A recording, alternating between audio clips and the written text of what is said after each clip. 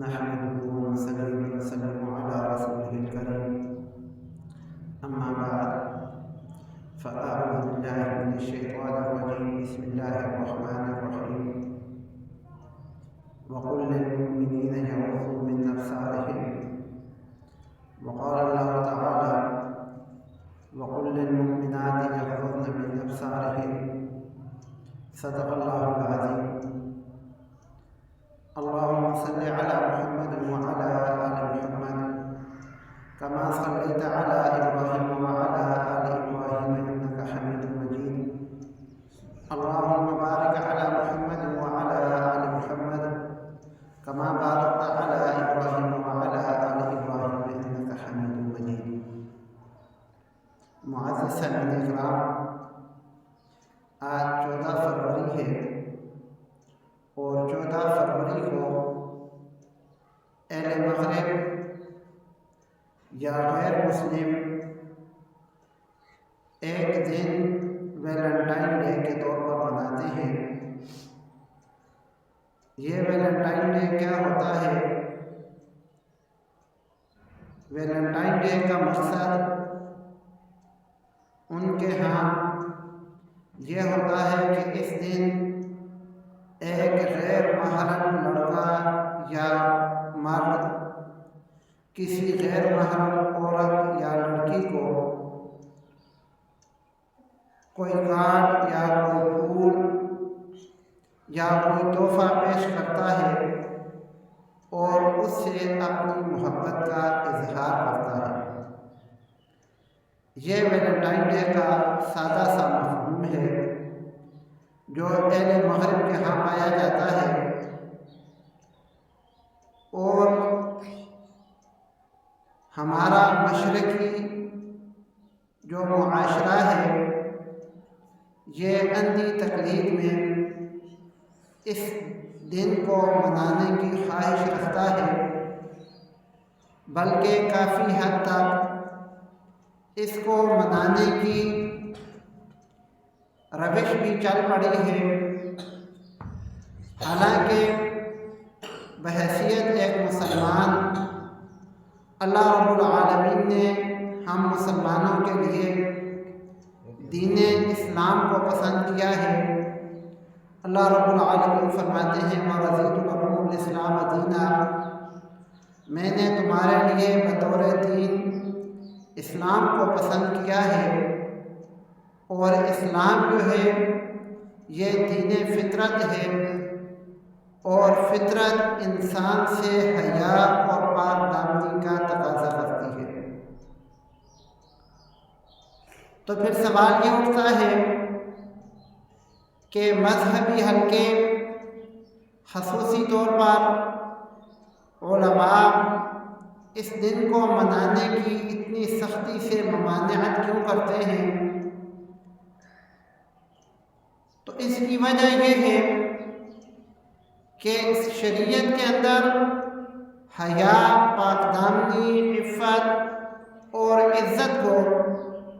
ایک بہت زیادہ اہمیت حاصل ہے، اور کسی نامحرم سے محبت کا اظہار کرنا، محبت کرنا تو دور کی بات، اللہ رب العالمین نے قرآن مجید میں جو ضابطہ اخلاق بیان کیا ہے اس کے مطابق اللہ رب العالمین فرماتے ہیں کہ وَقُلْ لِلْمُؤْمِنِينَ يَغُضُّوا مِنْ أَبْصَارِهِمْ، مومن مردوں سے کہو کہ وہ اپنی نظریں جھکا کر رکھیں۔ محبت ہونا یا محبت کا اظہار کرنا یہ تو تب آئے گا جب آپ کسی کو دیکھیں گے، کسی کو دیکھنے کے لیے آنکھ اٹھانے کی ضرورت پڑے گی۔ اللہ رب العالمین نے اس کو جڑ سے ہی ختم فرما دیا ہے، اور اللہ رب العالمین قرآن مجید میں فرماتے ہیں وَقُلْ لِلْمُؤْمِنِينَ يَغُضُّوا مِنْ أَبْصَارِهِمْ، اے میرے پیغمبر صلی اللہ علیہ وآلہ وسلم ایمان والوں سے کہہ دو کہ وہ اپنی نگاہوں کو جھکا کر رکھیں۔ یہی حکم، یہی الفاظ اللہ رب العالمین نے عورتوں کے لیے بھی ذکر کیے ہیں۔ اللہ رب العالمین فرماتے ہیں وَقُلْ لِلْمُؤْمِنَاتِ، یغضضن من ابصارہن، اور عورتوں سے بھی کہہ دو کہ وہ اپنی نگاہوں کو جھکا کر رکھیں، کیونکہ کسی انسان کی طرف مائل ہونا، کسی سے محبت ہونا، چاہے وہ مرد ہو یا عورت ہو، یہ انسان کی فطرت میں داخل ہے۔ اللہ رب العالمین قرآن مجید میں فرماتے ہیں لَقَدْ خَلَقْنَا الْإِنسَانَ فِي أَحْسَنِ تَقْوِيمٍ، ہم نے انسان کو بہترین سانچے میں پیدا کیا ہے۔ جب انسان بہترین سانچے میں پیدا کیا گیا ہے، اس کا مطلب کہ انسان کو اللہ رب العالمین نے خوبصورت ترین مخلوق بنا کر بھیجا ہے۔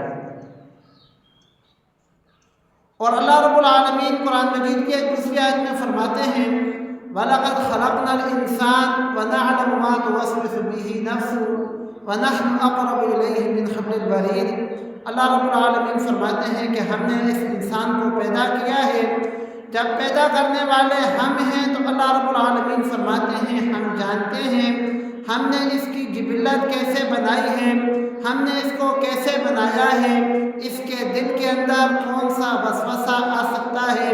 کس وقت آ سکتا ہے، کہاں سے اس کی ابتدا ہو سکتی ہے، یہ ساری چیزیں اللہ رب العالمین فرماتے ہیں وَنَعْلَمُ مَا تُوَسْوِسُ بِهِ نَفْسُهُ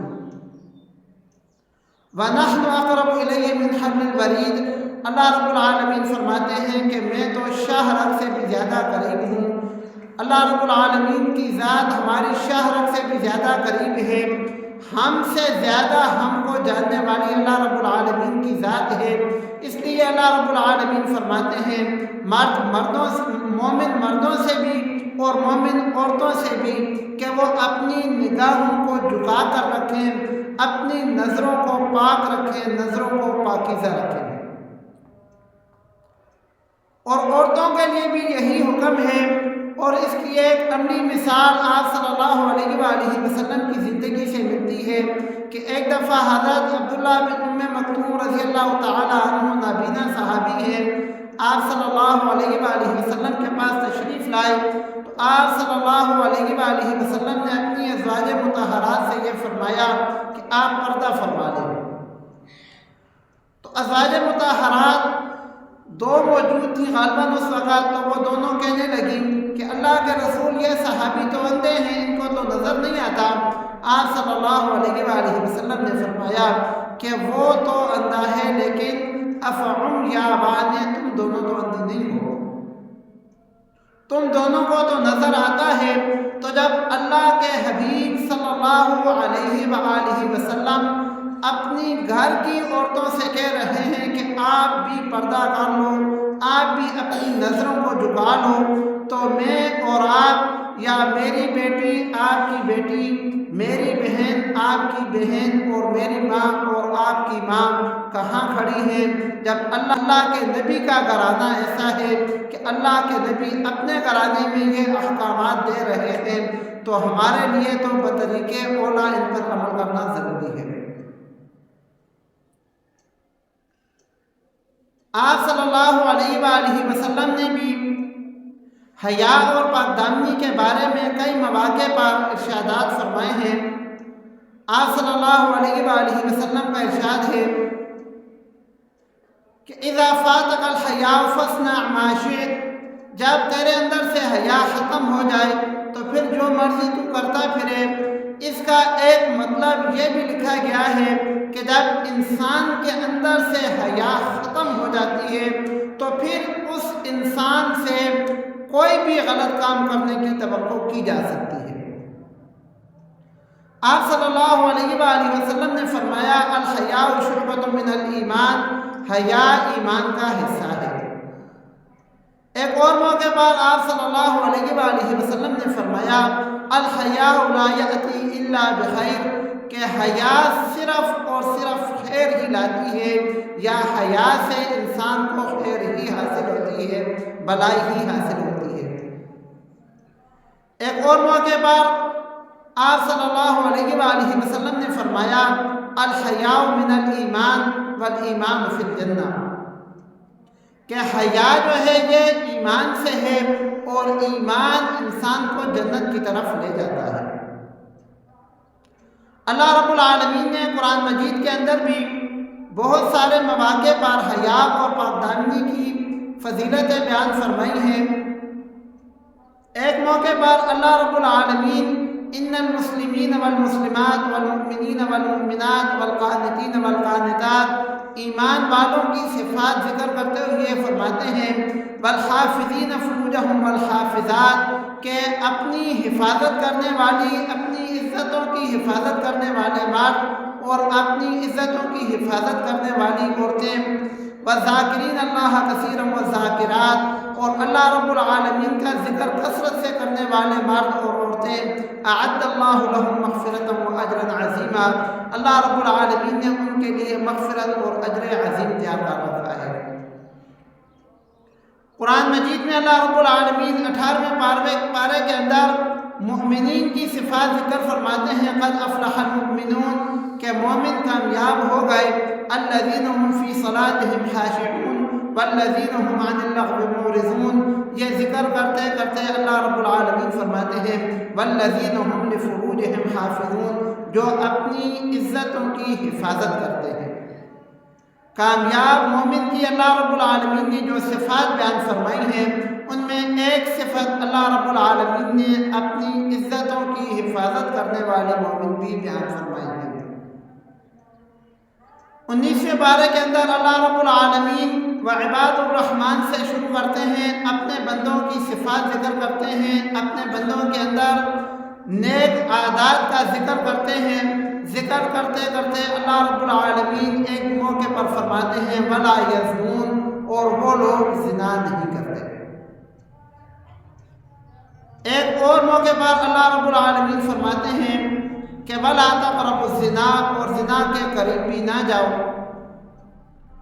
تو پاک دامنی کے بارے میں اللہ رب العالمین نے قرآن مجید میں جگہ جگہ مختلف ارشاد فرمائے ہیں اور ان سب کا مقصد یہ ہے کہ ایک مومن کو باحیا اور پاک دامن ہونا چاہیے، کیونکہ ایمان کی بڑی خوبیوں میں سے ایک خوبی حیا اور پاک دامنی ہے۔ آپ صلی اللہ علیہ وآلہ وسلم کی ایک حدیث ہے کہ حیا اور ایمان دونوں ساتھی ہیں، اگر ان دونوں میں سے ایک اٹھ جائے گا تو دوسرا بھی اٹھ جائے گا۔ تو حیا اور پاک دامنی جو ہیں یہ ایمان کے لازمی جزء ہیں اور ہر مسلمان سے اللہ رب العالمین حیا اور پاک دامنی ہی کا تقاضا کرتے ہیں۔ اس لیے اللہ رب العالمین نے قرآن مجید میں مختلف مواقع پر عورتوں کے لیے علیحدہ احکام بیان فرمائے ہیں اور مردوں کے لیے علیحدہ احکام بیان فرمائے ہیں۔ ایک موقع پر اللہ رب العالمین عورتوں کے لیے احکام بیان فرماتے ہیں وقرن فی بیوتکن اور اے عورتوں تم اپنے گھروں میں ہی ٹکی رہو، گھروں سے باہر نہ نکلو۔ وجہ کیا ہے؟ وجہ صرف یہی ہے کہ اللہ رب العالمین نے انسان کو بہترین سانچے میں پیدا کیا ہے، اللہ رب العالمین نے انسان کو خوبصورت بنایا ہے اور یہ ایک حقیقت ہے کہ جس گھر کے اندر مال و دولت ہوتا ہے اس گھر کے اندر چور ڈاکو وغیرہ ان کے آنے کا اندیشہ ہوتا ہے، اور جس گھر کے اندر مال و دولت ہوتا ہے اس گھر کا مالک ہمیشہ چوکنا رہتا ہے۔ وہ ہمیشہ اس خیال میں رہتا ہے کہ میں اپنے گھر کی حفاظت میں کوئی کسر نہ چھوڑوں، بعد میں پچھتانے سے بہتر ہے کہ میں اپنے مال کی پہلے سے حفاظت کر کے رکھوں۔ تو جس طرح جس گھر میں، جس مکان میں، جس جگہ پر مال اور دولت ہوتی ہے اس جگہ کی حفاظت کی جاتی ہے، بالکل ایسے ہی جس گھر میں، جس جگہ پر، جہاں جس مکان میں عورتیں ہوتی ہیں، یہ بھی مومنین کا اور ایمان والے مردوں کا یہ کام ہے، ان کے یہ فرائض میں شامل ہے کہ اپنے گھروں کی عزت کی، اپنے گھروں کی آبرو کی حفاظت کریں۔